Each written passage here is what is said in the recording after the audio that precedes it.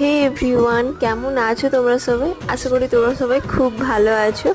আর তোমাদের কাছে অনেক দিন ধরেই কোনো মিনি ব্লগ শেয়ার করা হয়নি, তো ভাবলাম যে আজ একটা মিনি ব্লগ শেয়ার করি। তোমরা হয়তো ভাবছো যে এই পার্সেলের ভেতর কি আছে বা কে আমায় এই পার্সেলটা পাঠালো।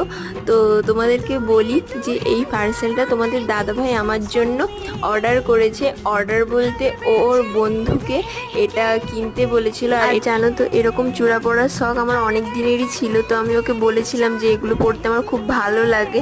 তো ও তাই ওর বন্ধুকে দিয়ে আনিয়েছে। আর এই চূড়াটা এসেছে পাঞ্জাব থেকে, তো পার্সেল করে ও সেখান থেকে পাঠিয়ে দেওয়া হয়েছে।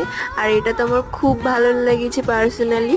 আর তোমাদের কেমন লেগেছে অবশ্যই কিন্তু কমেন্ট করে জানিও। আর একদিন শাড়ি পরে তোমাদেরকে দেখাবো, সেদিন আরও হয়তো ভালো লাগবে।